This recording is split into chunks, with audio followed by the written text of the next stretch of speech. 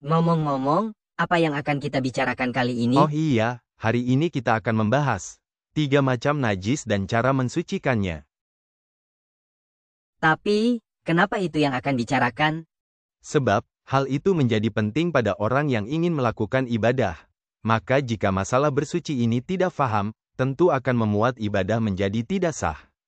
Kan sayang, udah capek-capek ibadah, ternyata ibadahnya tidak diterima karena tidak sah. Oh gitu ya, bener juga sih. Sekarang coba kamu bahas dengan tuntas mengenai 3 macam najis itu. Oke, baiklah. Begini ya, secara bahasa, najis berarti segala sesuatu yang dianggap kotor meskipun suci.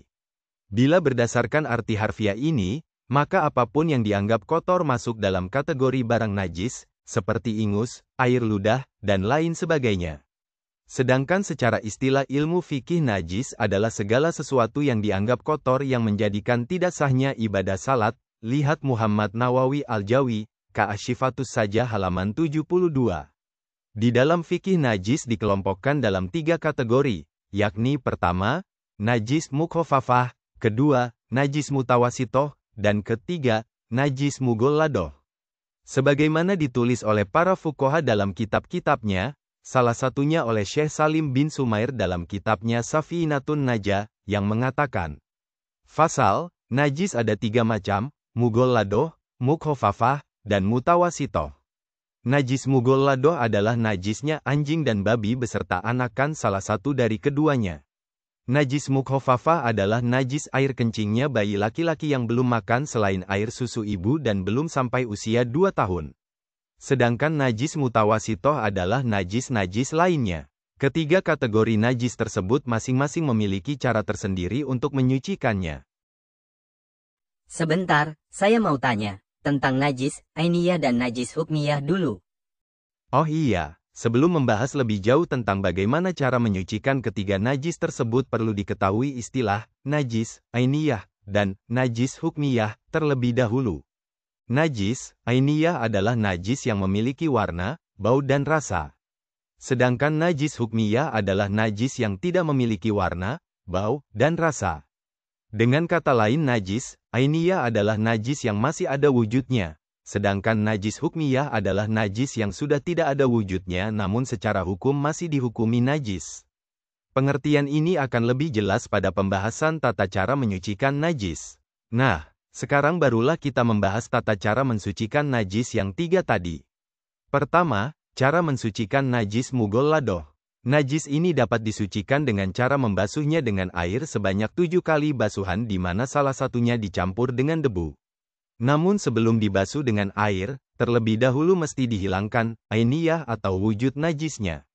Dengan hilangnya wujud najis tersebut, maka secara kasat mata tidak ada lagi warna, bau dan rasa najis tersebut. Namun secara hukum atau hukmiyah najisnya masih ada di tempat yang terkena najis tersebut karena belum dibasuh dengan air. Untuk benar-benar menghilangkannya dan menyucikan tempatnya barulah dibasuh dengan air sebanyak 7 kali basuhan di mana salah satunya dicampur dengan debu. Pencampuran air dengan debu ini bisa dilakukan dengan 3 cara. Pertama, mencampur air dan debu secara berbarengan baru kemudian diletakkan pada tempat yang terkena najis. Cara ini adalah cara yang lebih utama dibanding cara lainnya. Kedua, meletakkan debu di tempat yang terkena najis, lalu memberinya air dan mencampur keduanya, baru kemudian dibasuh. Ketiga, memberi air terlebih dahulu di tempat yang terkena najis, lalu memberinya debu dan mencampur keduanya, baru kemudian dibasuh. Kedua, cara mensucikan najis mukhafafah. Najis ini adalah merupakan air kencingnya bayi laki-laki yang belum makan dan minum selain air susu ibu dan belum berumur 2 tahun. Najis ini dapat disucikan dengan cara memercikkan air ke tempat yang terkena najis. Cara memercikkan air ini harus dengan percikan yang kuat dan air mengenai seluruh tempat yang terkena najis. Air yang dipercikkan juga mesti lebih banyak dari air kencing yang mengenai tempat tersebut.